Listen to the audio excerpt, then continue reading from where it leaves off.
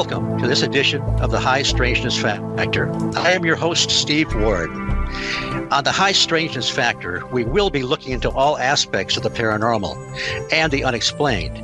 There will, however, be a special emphasis on those areas some call portals, vortexes.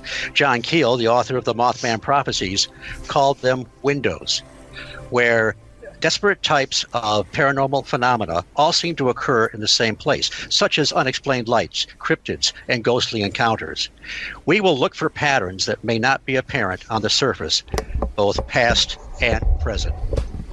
So, first, I would like to introduce my co-host, Andy Mercer, producer and friend, and part of Paranormal UK Radio. I am indeed, and as your listeners will recognise from my voice, I am the other side of the pond from you guys, so we're reaching across the waves to each other. Yeah, that's right. The show together. But certainly when Steve and I have chatted before, I think we both quickly realised we have very similar interests and very similar ideas about this strange world of the paranormal, so the idea of us two working together makes perfect sense, certainly. So I'm really pleased to be on your show, as well as lend a hand with the technical stuff, of course, but that's all the background, no need to worry about that. But I'm very much here with you tonight to talk to you and your guests. But how have you been, Steve? How's things for you at the moment? Well, I've been doing pretty good. Been getting ready for the show, and I wanted to tell the listeners, in just a few moments, we're going to be introducing a good friend, Brian Seech, who will be a really fun guest to have. But Andy and I kind of met through cyberspace not too long ago. I'm part of the Mac Maloney's Military X-Files show, which you can also hear on the Paranormal UK radio network.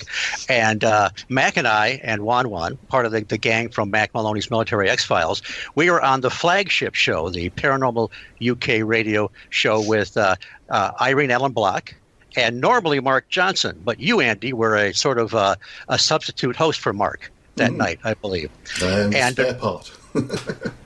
Now, there were like 5 of us there, so, you don't always get to talk all that much with 5 people, but there was a moment where everything got kind of quiet, and Andy and I were able to actually talk for a while.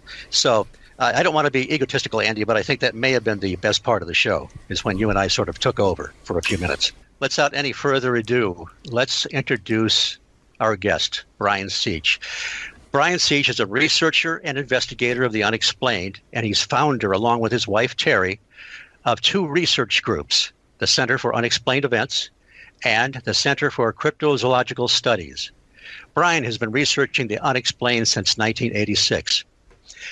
You've seen him on Monsters and Mysteries in America on the national cable channel Destination America.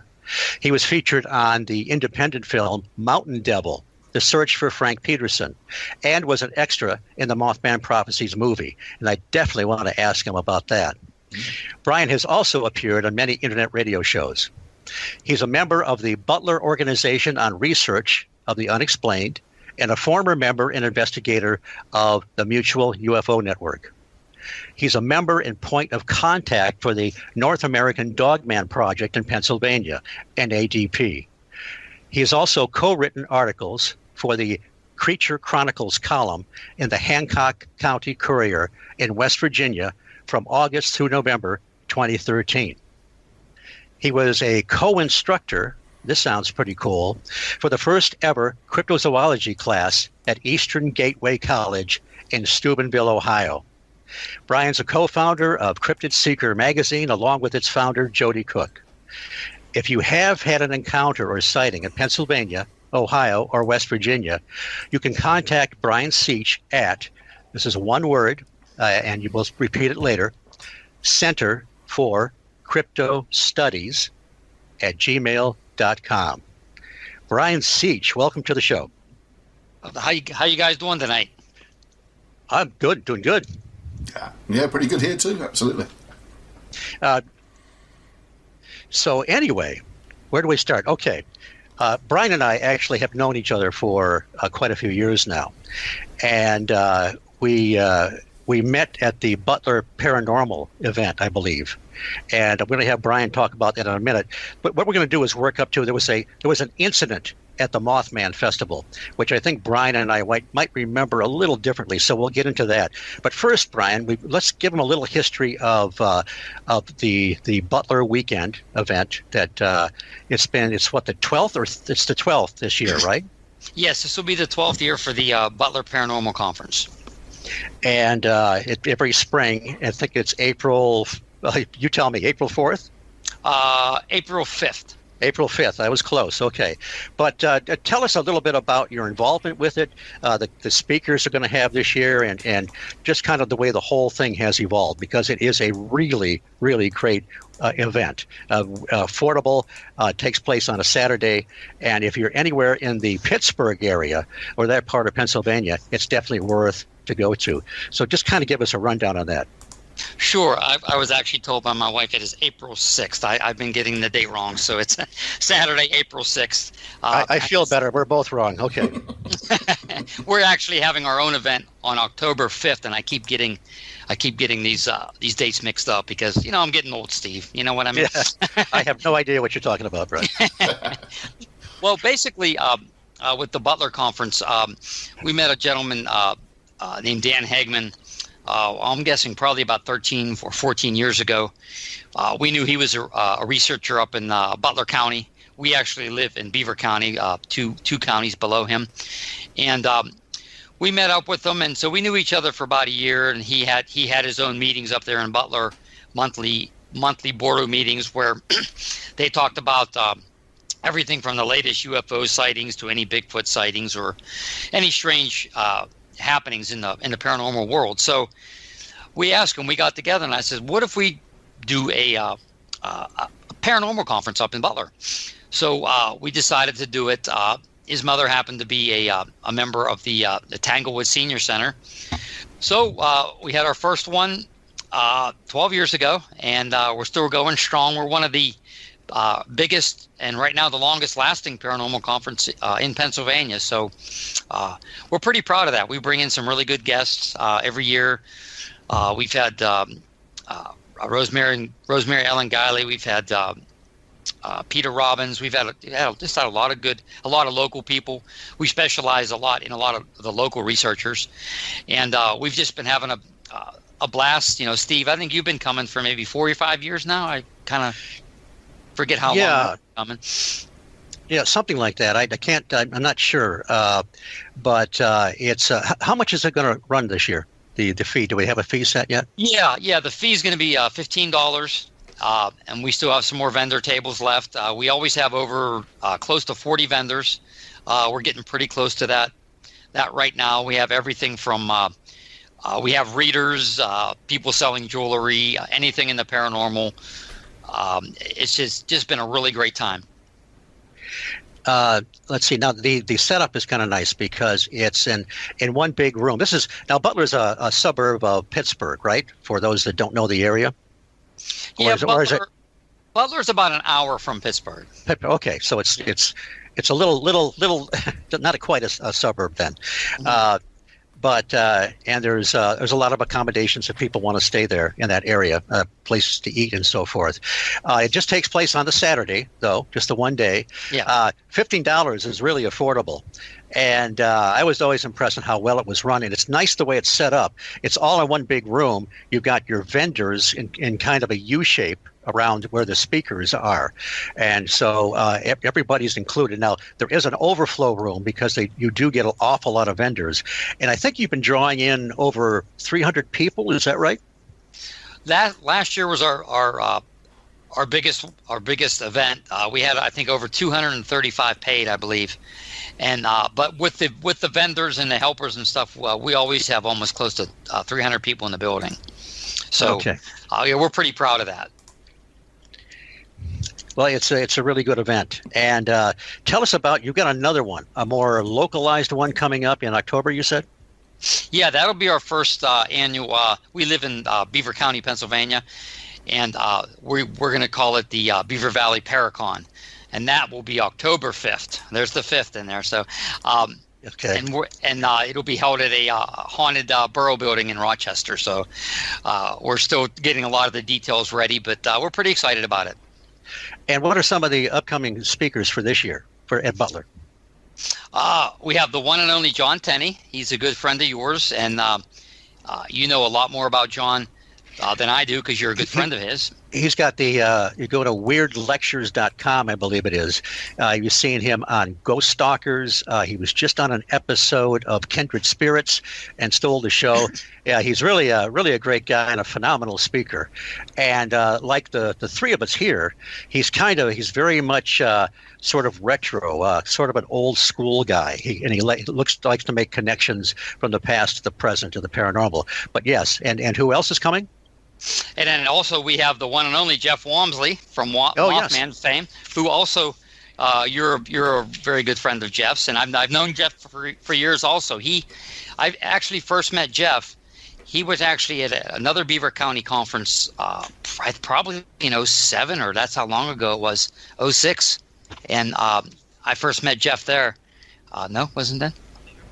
Earlier? Jeff Walmsley? Oh, sorry I think it was in 04 is when we first met Jeff, and he came up to speak at the Beaver County conference, which we helped out. We did not sponsor that at the time, and he's going to be speaking on Mothman. We're really excited to have him up here, and also our good friend who also is Amy Perry Lang. She's going to be talking about her research in the paranormal field, and then we also have a gentleman, Trent Haggard.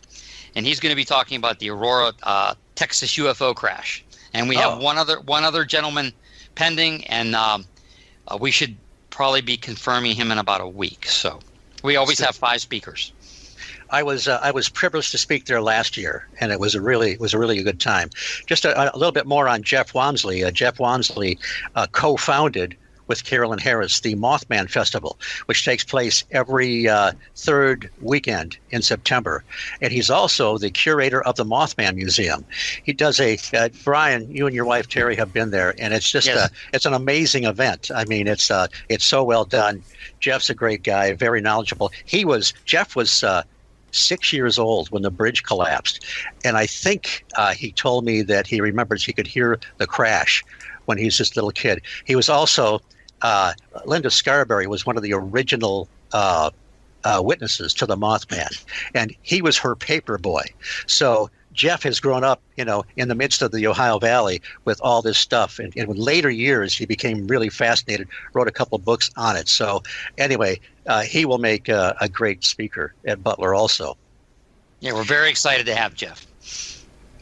So I wanted to have a little fun here and talk about now I had met Brian and Terry and a few of the Butler people back in whenever it was, several years ago. Mm-hmm. And you guys were mostly known as Bigfooters, right? Cryptid researchers, but if someone were to put a label on you, you were kind of Bigfoot guys. Well, I want to tell now, Andy, you can jump in here anytime you want. I know we're kind of hogging the conversation here, but fine, keep going. Okay, I've been involved with the Mothman Festival as an attendee, and then really part of it since '06, and I do one of the tours in the TNT area. Now, the TNT area is north of Point Pleasant, West Virginia, and that's the place where they first saw the Mothman. Very creepy area.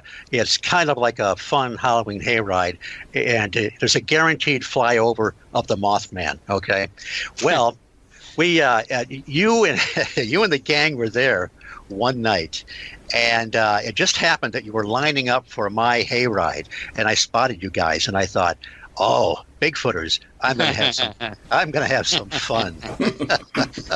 Now, Brian might remember this a little different, but once I got these guys on board, I didn't start with my normal tour. I said something very cocky like, the only legitimate paranormal researchers are Mothman researchers. The Bigfoot researchers are kind of backbencher wannabes working their way up to the big leagues or something like that. Well, Brian. Oh, go ahead, Brian. You tell your side. Well, you did provoke us, Steve. So you kind of got what you deserved the rest of the hayride. You want to tell them about that? Yeah, I want to hear about it, definitely. Well, here's the thing, Andy. I thought there was only maybe half a dozen of these, in quote, Bigfooters on board. And by the way, Dave Rupert was one of the gentlemen on board. Which, now Brian knew me, and he knew I was, a cut up and not to take me seriously. Dave Rupert, I don't think knew me very well at that point. And while his jaw didn't drop, his eyes got a little bit bigger. And Dave's a big guy, he could have cleaned my clock, but he's mellow.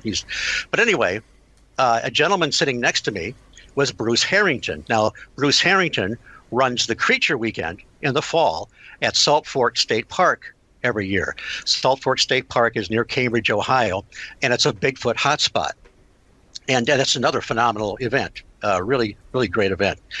So I told Bruce, I said, "Hey, pretty funny, huh? I had fun with these half a dozen Bigfooters." And so Bruce leaned over and said, "Steve, the whole wagon's full of Bigfooters." But what happened, the conclusion is that they enjoyed the abuse so much they came back after several years afterwards to get more abuse. So, and I believe we've been on at least 2 other ones, and I believe this will be. We're going to go back down this year. We have not. I think I have not been down in about 3 years. But the last time we were there, if you remember, we waited when you drove up, we were all cheering your name. You remember that? Yeah, that's right. We were cheering Steve, and everybody was looking at us. So it pays to be a mean SOB, that's for sure. But now here's one thing, Brian. I actually, we've known each other for a long time. Brian has this great room in the basement he calls his S files, the Seech files, which is a phenomenal research library. And we've known each other for a long time, but I actually don't know how you got involved, how you got interested in all this. So what was your path to get here? Well, it started in the 70s. I was basically this geeky little kid who was interested in sci-fi movies, UFOs, monsters, Godzilla. And so I would start watching all these, the 70s was a time of UFO documentaries. And you had In Search Of, and you had some other UFO documentaries. And you also had the start of some Bigfoot documentaries. One of the ones that got me really involved in the Bigfoot was one called Mysterious Monsters with Peter Graves. I'm sure you remember that one, Steve. Oh, sure, yeah. And ever since I watched that got me hooked. I mean, you have a lady sitting there and you had this real scary music, and then this Bigfoot puts his hand through the window. It just, yes. I was probably about 7 or 8 when it came out, and maybe 9, but it even shook me up, and I'm like, wow, that could be a real monster. Not like one on Chiller Theater. So I'm like, I want to start researching this. So I started to buy magazines, and Steve knows at the time, because he's seen a library, there were magazines like UFO Report, Official UFO Fate, and a bunch of other magazines. So I just started buying them and reading them, and I just got really interested in it. And it was years later when I met Terry, and she became my wife. We started our group. We wanted to start a general group that encompassed all of the unexplained. So we kind of had trouble thinking up a name. I said, hey, let's just call it Center for Unexplained Events, not Pennsylvania Center or anything. Just, hey, we're going to be the Center for Unexplained Events. So our friend Dave, he was interested. He had a UFO, a close encounter sighting over in towards Butler, and where this UFO hovered over his car, and they ran out of the car, and they ran next to this big bale of hay, and the area now is really grown up around towards Cranberry.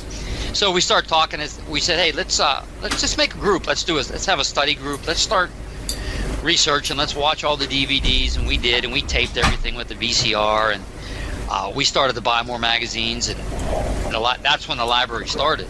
Over the years, we've had a lot of people like Dr. Paul Johnson, Jody Cook, our good friend Fred Saluga. They've all donated to this library, and it's just got Rick Fisher, a good friend Rick Fisher, a longtime researcher from Pennsylvania, that just donated at right before last year's conference. He came and donated, I think, 5 or 6 huge books of just newspaper clippings, because we collect a lot of newspaper clippings. We're also an archive group. We call Q and our other group Center for Cryptozoological Studies, which we formed that in 2012. We call ourselves archivers, researchers, and investigators. We kind of run the whole gamut. So this is kind of what we do today. We kind of research, anything we can. We get reports. We'll go on either a Bigfoot report or one of these winged entity reports that we get. We research the Dogman phenomena. So we kind of, we were both in MUFON as investigators. Terry was the state section director for about 3 years. So, and we also do a lot of paranormal research also. So we kind of run the gamut of pretty much everything. So your general, how has your view changed over the years? I mean, you start out with, I think Andy and I probably started out with a certain viewpoint, and over the decades it has evolved a bit. Are there any major changes in your sort of general worldview of the paranormal and the unexplained? Anything major happen? Well, I think when you first start out, hey, Bigfoot is a unknown hominid, or it's possibly could be an unknown ape or something like to that effect. UFOs have to be from outer space. A ghost has to be the spirit of a dead person. Well, I think as you go on, you find out with a lot of these phenomena that there may not just be one answer. There's probably multiple answers for all of these phenomena. And I think that's the main thing that I've learned is, Andy, for you over in the UK, Nessie, that's a plesiosaur. There's no doubt it's a plesiosaur. Yes. As time goes on, you're like, well, I think that there is something in that lake. I really do. Same with Lake Champlain. I just watched a good documentary on Champ yesterday. I believe that that there's something in that lake. I don't precisely know what it is. Being I love dinosaurs and things like that, I would hope and wish that it would be a plesiosaur.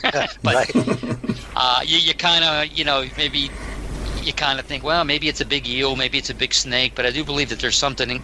I believe that there's something to all of these cryptid sightings. Yes, I would agree with you there, definitely. We often have the problem, almost as you're saying, that we label these things certain ways and they have to conform to certain ideas and preconceived notions of what they're supposed to be. And often I think people then forget that maybe it's not quite what you think it is and are not open to alternative suggestions. I've met ufologists who will tell you point blank absolutely all UFOs and nuts and bolts spaceships from other planets. They will not even shift it slightly on the notion that maybe they're not, if they behave in ways that are just not physically possible for any object to do. But they will still say, absolutely, no, it's this, it's that, definitely. Others who might be interested in ghosts only will say, well, why do you care about UFOs? What's that going to do with anything? We're into ghosts and the dead and spirits and that sort of thing. And, well, again, how do you know there's not a crossover?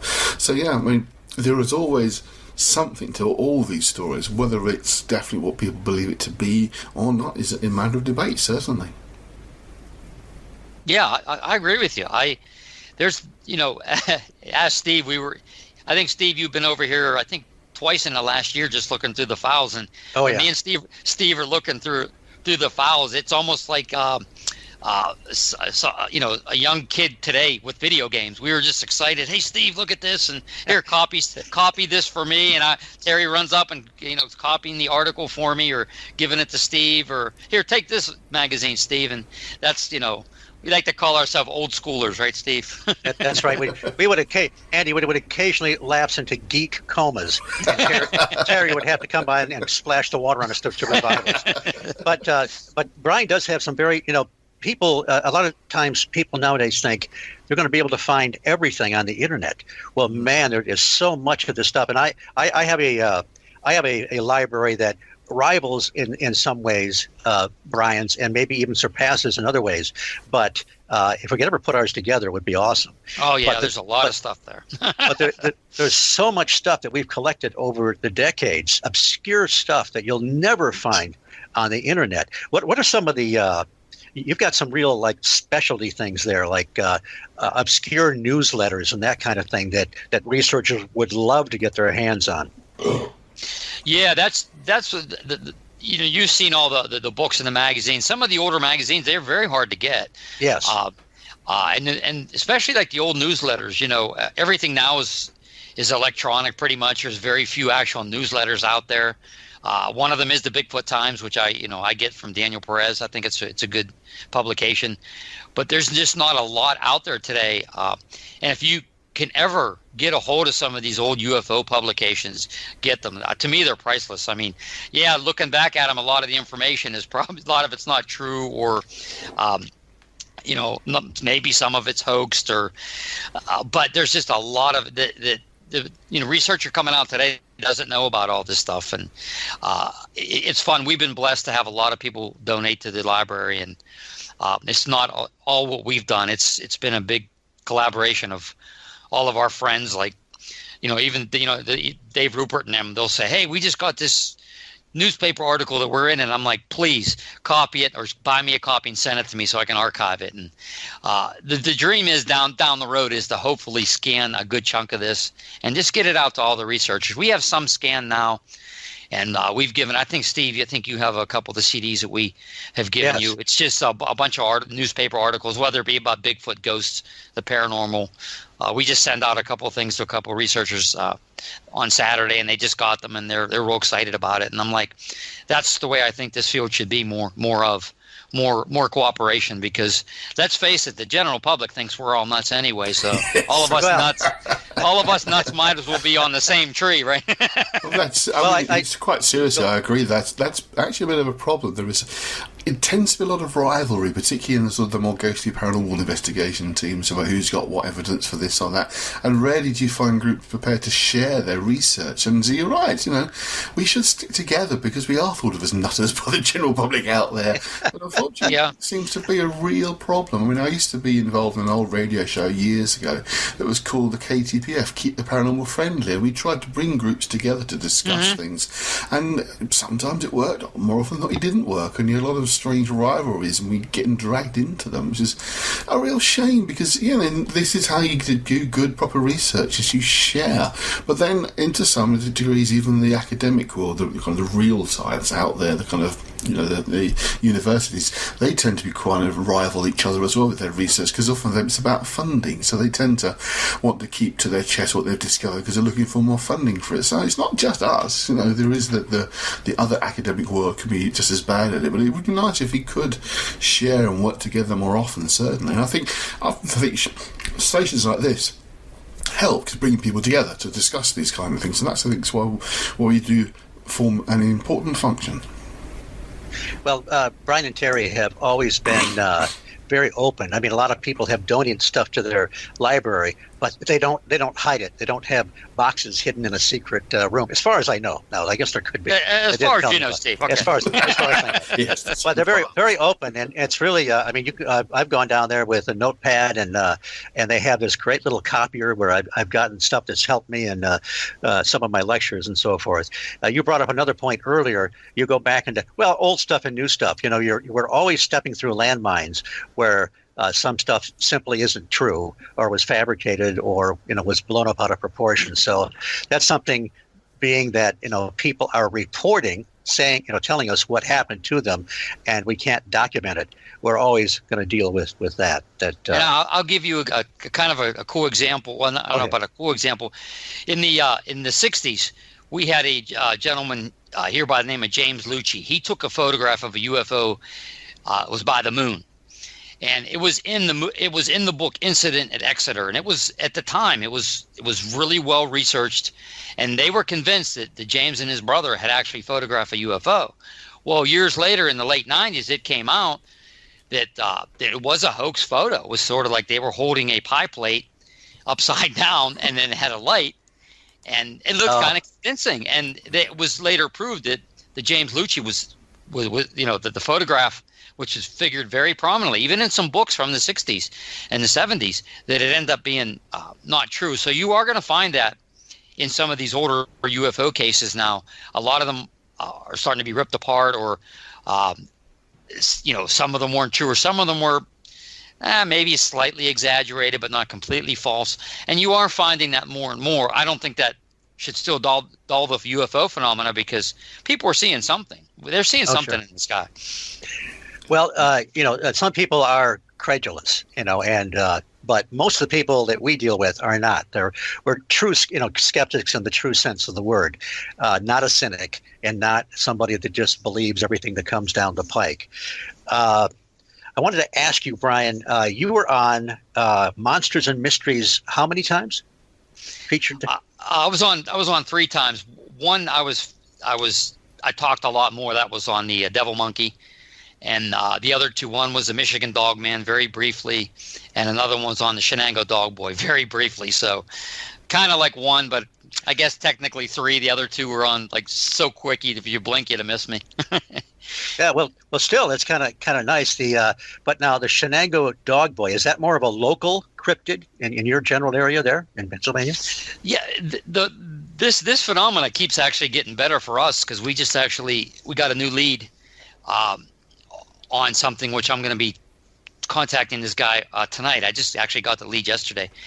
It kind of starts out with there's actually several things in play here. We were actually up at a local conference several years ago, and we had heard through Linda Godfrey's book, Hunting the American Werewolf, that there was a creature in Shenango in Mercer County that they called the Shenango Valley Werewolf. Now, my wife and I actually lived in Mercer County for 3 years, and we never heard about it. So we had a little thing. Hey, have you seen this creature? So a lady came up to us. Yes, I saw this creature. They called it the Dog Boy. So she drew a drawing up of it, and we ended up interviewing her and her sister, and that basis of that was on the Monsters and Mysteries in America of the Shenango Dog Boy. Now, they kind of took liberties, and it's not exactly the way they said. I thought they didn't portray it the way it should have been portrayed, but through a little research, they made it sound like it was a werewolf boy, like maybe a small werewolf. But we kind of come to the conclusion that we believe that it was a boy who had hypertrichosis, which is commonly called the werewolf syndrome, and he also had hands that were deformed that almost looked like hoofs, and he had red eyes, like eyes that were red and droopy. So it gets kind of better, because we went up to Erie, Lake Erie. There was a MUFON conference up there, and I had that drawing out, and some guy walked by and he says, "That's the Erie Wolf. That's the Erie Wolf Boy." I'm like, "Well, this was taken in Shenango." He says, "I'm telling you, that's the Erie Wolf Boy. This boy, he lived on Peach Street, so which is a street up in Erie." So I went to one of the sites up there. Facebook site, and I said, "Hey, does anybody have any information on the Erie Wolf Boy?" So I got all of these people. I must have had about 15 or 20 people talking about it. "Oh yeah, that's the Erie Wolf Boy." And they says he lived downstairs in the basement, which was interesting. They had a red light on. Now, why would you have a red light on? We believe there was something wrong with this boy's eyes, which maybe it was kind of like a pink eye-ish. So we think he was allergic to sunlight, or there was something that he couldn't stand the sunlight also, and he had to have a red light down there. I mean, so we kind of think, well, this child may have lived in Mercer and then moved up to Erie in the early 70s and then finished out his life. And we even have a name, which we're not going to reveal, because, I don't think that's proper to reveal the name. And we think this is what the legend of the Shenango Dog Boy is. But now it actually gets even better. That we also were told that there was a sighting of a large creature up there, about a 7-foot tall creature that looked like your typical werewolf in the movies. And they were calling this the Shenango Dog Man. This happened later in the 70s and into the 80s.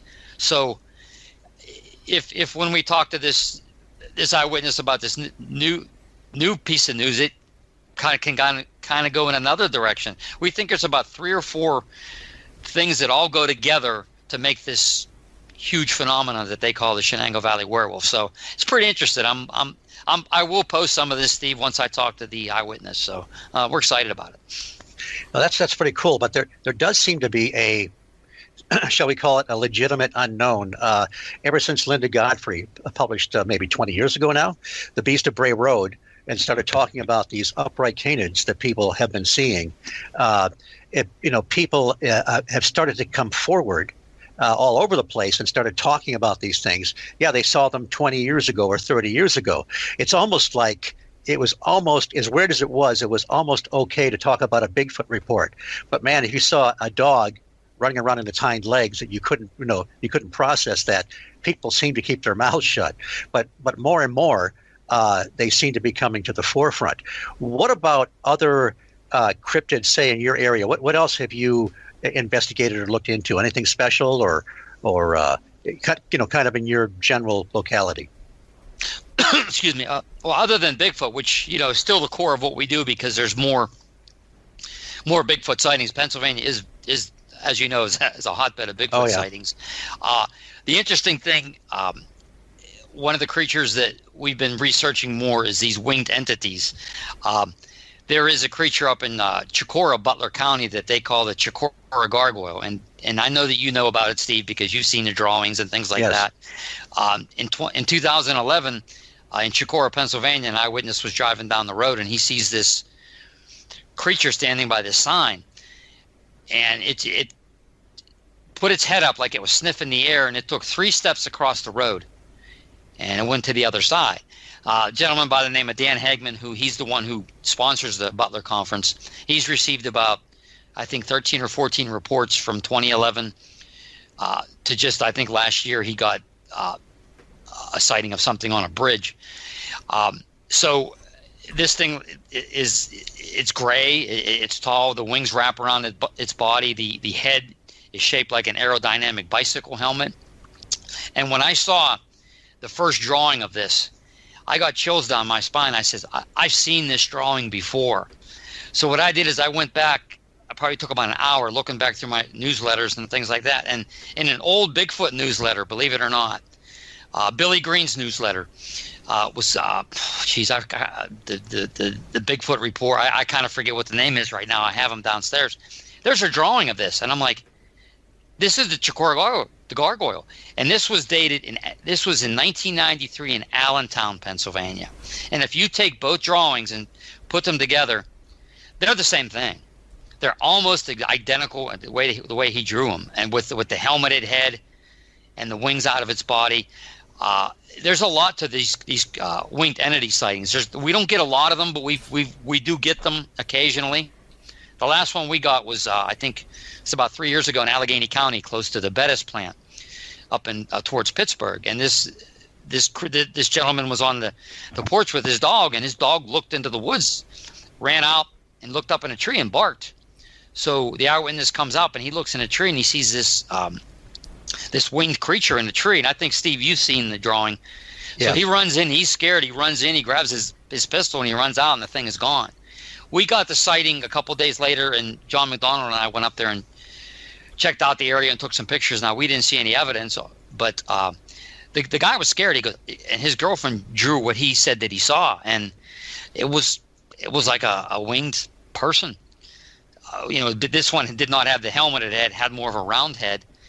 But we also got one in Mercer County, and the way the gentleman drew it almost looked like Count Chocula, believe it or not. But it had it had a blue face, but it had the wings. I mean, so similar. And there's also, we learned from a gentleman in Ohio, this creature they called the Freedom Demon, and this was spotted. I'm sorry, right now the years are, I kind of forget what the years were, but this creature was seen probably 6 or 7 times by a place called the Ravenna Arsenal. It was an old munitions plant. And doesn't that sound familiar, Steve? Some other place in West Virginia. Yes, the infamous TNT area, the old munitions plant. Yes, right. Or by the one plant in the Van Meter Visitor by the mine. I mean, yes. So what are people seeing? They're seeing some kind of a winged entity throughout history. So you can go back to the Houston Batman and some other things like that. And so a winged entity. I mean, what are they seeing? I do believe these people are seeing something, but we don't know. And Steve, I just shared one that came out of West Virginia about a winged entity. I shared it on Facebook, so check your Facebook. I just got that before I talked to you. So, sounds good. Hey, we're going to get back to some of the other stuff you've done, but I've got to ask you about the Mothman Prophecies film. We've got plenty of time left, but I don't want time to run out and forget about it. Now, of course, the film based on John Keel's book, The Mothman Prophecies, which listeners to the High Strangeness Factor are going to hear me talking about Keel and his research and the incidents that happened in the Ohio Valley in 66 and 67 quite a bit. Now, the incidents took place in West Virginia, but where did they actually film it? They filmed some up in Pittsburgh, and they also filmed the majority of it up in Katanning, which is I'm guessing maybe 45 minutes from Pittsburgh in Armstrong County. I found out that they were shooting because I had 2 scrapbooks, and I collected all of the newspaper articles about the Mothman movie, the Prophecy movie with Richard Gere and Laura Linney. I was like, hey, I said, I want to be in this movie. So I went online. The local casting company was Nancy Mosser Company. So you had to fill out a form and then put your picture and send it in. Terry and I both did it, actually. And she could have went, and I know she's listening in the other room. She could have went, but it was a night scene and up in Katanning, so she didn't want to go herself, so she didn't go. But she could have been in it too. So, but I filmed the day that I filmed. We filmed out in the up in Oakland, Pittsburgh Cathedral of Learning. The one part, if you see John Keel and the other, it's not John Keel. You see Richard Gere and the other gentleman who's John Leake, which is Keel spelled backwards. They're walking up the steps to the library. I'm the gentleman on the left-hand side carrying the briefcase. So I actually took a screenshot the other day just to prove it. I'm like, there I am. You can't see my face. It's my body because I'm kind of far, but I'm like, there's me. So I always say, hey, I was in the Mothman. They paid you. You didn't get paid much, but you got to eat, and I got to see. I was real close to Richard Gere when it was a really cold, blustery day, and me and the gentleman who did the walk towards the screen, the trailer was sitting right there, and he was sitting in there. So I'm peeking in the window. And he was sitting there, and the lady was blow drying his hair, and I'm looking in there, and I'm like, man, what a life, huh? It was really cool, and I just enjoyed it. It's something I could say I did, you know what I mean? It was fun, you know. Well, that was very cool. The guy that played Doc. Oh, go ahead, Andy. No, I was just saying very quickly, I mentioned to Steve in the week, actually, I'm off to see a one-woman play on Friday evening with my wife. She's very much into those sort of things. I don't mind. It's usually quite fun. And when I checked, it stars Laura Linney. So I'm going to be seeing her that's cool. on stage. Yes. Yeah, it was cool. And they don't want you to talk to the actors because they stress that. They said when we all sat in a room, before they picked everybody out, and they said, you do not talk to the actors. This is their job. If they approach you and talk to you, then you can talk to them. They're very strict. It's not you're not allowed to bring cameras. I'm like, man, I wanted to bring a camera and take a picture. You're not allowed to take pictures. But you know what? It was a great experience. Anybody ever gets a chance to be an extra, do it. It's fun. It's really fun. If I get a chance to speak to her, I shall mention about the fact we talked about it a lot this evening. Cool.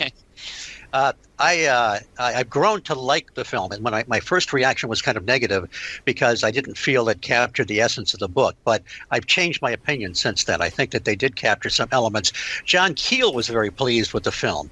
He thought that they captured the essence of his book, and he said it really captured the feeling of paranoia that he experienced. The gentleman you were talking about that played Dr. Leake, Keel spelled backwards, is Alan Bates, who of course is no longer with us, and he's a great actor. I remember him from a foreign film with subtitles called the. Oh, come on! It's a great film called King of Hearts. Yes, it's got subtitles, but he's a young man playing a World War I soldier, and it's a great film. But it's interesting to see an actor, progress over all those years. So what you're telling me, Brian, is you were not vying for Laura Linney's attention with Richard Gere as the love interest in the film. Yeah, Laura Linney was nowhere near to be found when I was. But see, I thought maybe you and Richard Gere would be vying for her attentions, maybe fighting on the bridge at the end or something like that. But I guess so. How many seconds do we see you actually in the film? Oh, maybe only 2 or 3. Not even. I mean, it's like what was funny is that was one of the few films that I remember seeing with my mom, and it was like a big premiere. We went to see it at night, the first night at night, and I'm like, when I seen them walking up the steps, I said, I couldn't even say am, and I was off the screen. It was funny. It was really funny. But interesting, just going back real quick to that. When I told you I collected all the articles, the director was Mark Pellington, and what made me a little angry, he says, I don't want to make a monster film or a creature film. And I'm like, well, you didn't really even show the creature. You kind of, it kind of morphed into the Indrid cold, at the plant. And right. If you really like kind of want to see the creature when what's her name is driving with Richard Gere, slow it down like frame by frame, and you can actually see. Is the only time you really kind of see what the creature looks like. And I thought they kind of did a little disservice to the people who actually saw it. I think they should have harped on that a little bit more than the total paranoid. I tell you what they should do. Sci-Fi should pick up a miniseries and do it based on the book, and it will be one of their highest rated. That is a good idea. There's a lot of stuff that happened, like, you guys know, everything from the Men in Black to the lights in the sky. And there was one part, I have the extended cut with the deleted scenes, and one of the scenes where they were walking up the hill to see, they said, there's people been seeing UFO sightings, and they cut that part out. I think they should have left that part in there. And the Men in Black too, That's right. That was a key part, because that's where John Keel was talking about how these things seem to phase in and out of the spectrum, changing the color of the light. And they just, there were certain, it is important to watch the extras, because we can see that they were trying to get a little more in there. But you just determined, Brian, that we are both geeks, because I did exactly that same thing to slow down that piece of the film to see what the Mothman looked like. Yep. Exactly. That was a really big movie for me, Well, as soon as we've finished here, I'm going to go and get my DVD and have a quick check myself as well. So.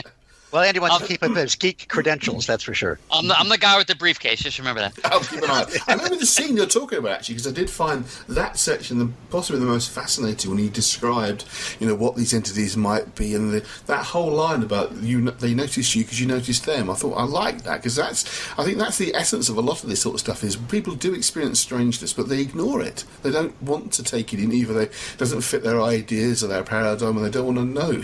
But when you notice it notices that you've noticed, and I think you start to experience more stuff then. Yes, there was some really good stuff in there. My disappointment briefly was that they didn't get more into the mysterious Men in Black thing. But I know why they didn't, because prior to that we had the silly Men in Black films based on the silly graphic novel, which is based loosely on the actual, call it modern day folklore, call it the real experiences, whatever. So I think they felt that it would look silly if they, would be just, they'd be thinking about Will Smith and Tommy Lee Jones. Yes, right. So I actually love the Men in Black movies. I'm sorry. Yeah. well, you have to keep it separate from. Yes. Definitely. I will still go to your library, Brian. That's all right. No problem. Okay, now we can't get you to leave, Steve. Did you tell Andy that? Well, boy, it's getting late, Steve, and he's still not. I'm sort of one more file to check. Yes, the thing that wouldn't leave. I mean, they feed me pizza and beverages, and I'm down in the basement. And they've got this great library. Why would I go home? And our cat Sally loves him. I mean, just loves him. Yes. I wanted to. You've done a lot of stuff, Brian. I mean, you really got the credentials. You're an investigator. You've got boots on the ground. You know what? Again, there's other stuff to talk about, but there's an incident you told me about that I thought was fascinating. You're a Bigfoot researcher. You've been out in areas where there's been reports of Bigfoot. Areas of I guess you could say high activity, but one night you had a particularly strange encounter with something else. You know what I'm talking about? Was that the light in the sky? Yes. Tell us about that experience. Yeah, that was up in Clearfield. We were up in an area which had a lot of Bigfoot sightings, and there was I think there was about 4. Well, originally there were 6 of us. Terry and Carrie Rupert had left, me, Dave Rupert, and Dave Rupert, Amy, and another individual. And we looked up. We were on a power line, like on a power line, the clear cut, and we looked up and we saw this light. and I believe we started seeing it. It was like 11:20 at night because we checked our watches, and this light it went from one place and it disappeared and went to another place. It fluttered. It did a leaf. It did an angle. We watched this thing for about almost till like 12 o'clock, and we actually called Terry and Carrie, and they live what, probably about 40 minutes from. We asked if they could see it, but they couldn't see it from where we were.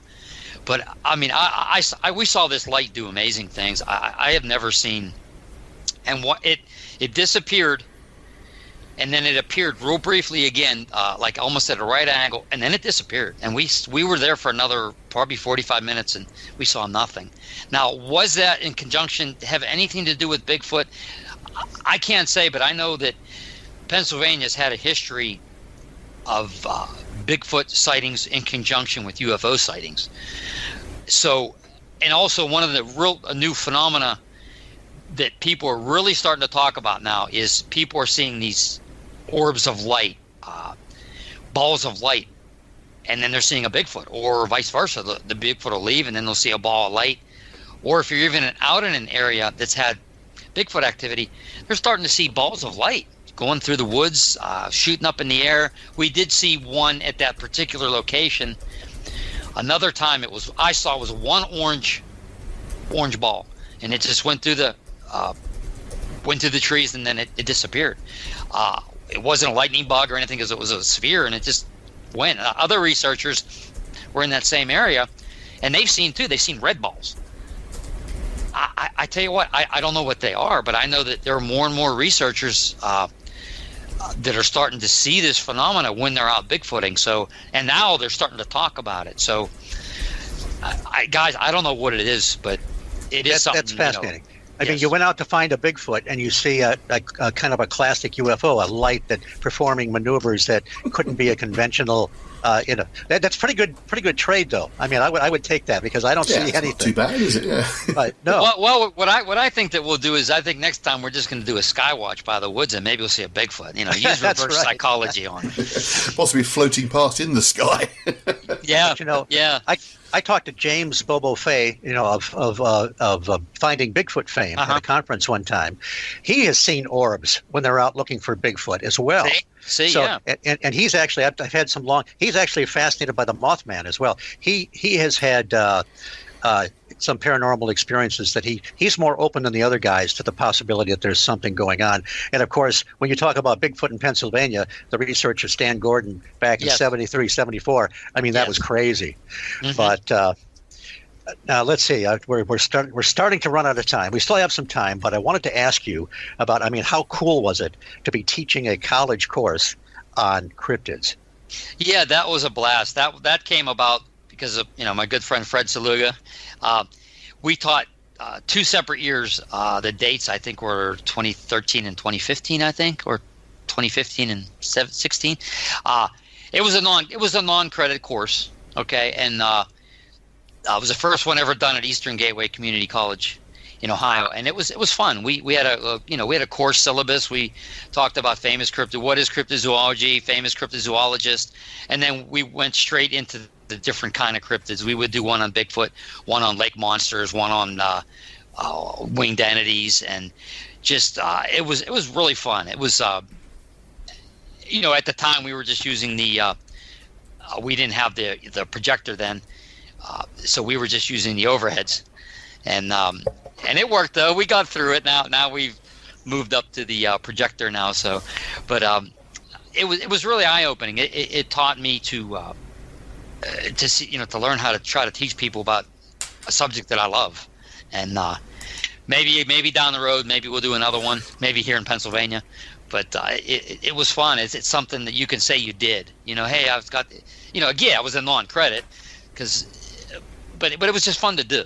Something you can say, hey, I did it. Did you get a lot of people telling you about their experiences? We got some. I believe there was 18 to 20 in each class. So it wasn't like, you got 50 or 60 people, because they were smaller classrooms. But the people seemed to really enjoy it. And they even had a little quiz at the end and things like that. So, But cryptozoology is a very exciting field. It is. We're probably going to be doing some other different research coming up here, but cryptozoology still always be a passion of mine. So. And there's one thing I'm not familiar with at all: the Mountain Devil, the search for Frank Peterson. You were an extra. You were featured in that at one point, right? Yeah. It was a movie that Ryan Cavaline made, Legend Hunters. Ryan Cavaline, Dave and Carrie Rupert. There's a bunch of researchers in it.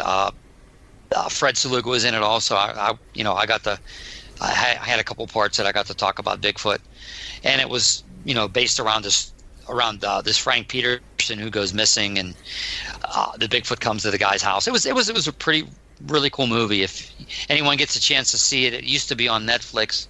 I don't know if it still is, but it's called Mountain Devil: Search for Frank Peterson. So I think whoever watches it will enjoy it. It's pretty good. Just briefly, who's Frank Peterson? It was just a made up name of a gentleman who, it was based around a story where the guy sees a Bigfoot, but then he goes missing. Oh, right. So you're left. So it's a pretty cool story. And interestingly, there's a movie coming out. I'm gonna guess it's next year. It's called Flatwoods, and it's based very loosely, but it's more a movie. But there's real researchers in it, and Fred and I got to film downstairs, and we'll be in that one coming up. That'll be next year. But there's gonna be aliens. There's gonna be Bigfoot in it, and the Men in Black go after one of the or the lady who interviewed us, and he seems to have a nice little story. Mm-hmm. James Lockhart, around the Flatwoods thing, and it's going to be very based loosely, very very loosely on Flatwoods. But I'm looking forward to seeing that. And hopefully, I didn't do that bad of a job on that, so it'll be fun. That'll be cool. Let me just quickly say we've got about a minute left. So a minute. So let's promote anything you want to. We've got the Butler Conference coming up in the 5th of April, right? No, that's April 6th. April 6th of April. We got it. And you're with John Tinney, Jeff Walmsley, and a great cast of characters. Yeah. And you got your October 5th event. And what's it called again? Beaver Valley Paracon. Okay. Sounds good. Okay, then I'm going to thank Brian Seech for a great hour, man. Brian, this was a blast. And I certainly hope you come back because there's much more to talk about. Oh, anytime. We could talk about portals next time. How's that? Oh, my God. Yes. God, thank you both for having me on the show. I appreciate it. Yeah, you're more welcome. And Andy, thank you for being my wingman. This is great. I really appreciate you being here. No problem at all. Now, I also need to thank our fearless leader, Irene Allen Block, at Paranormal UK Radio. I'm going to thank Andy Mercer again because he is my stellar producer who will make my golden tones sound even more golden. The music was by Brian Zeller, and I am your host, Steve Ward, your humble host, a displaced Yank on Paranormal UK Radio, and glad to be here. Thank you for listening, and I will see you in a fortnight, maybe half a fortnight. Who knows?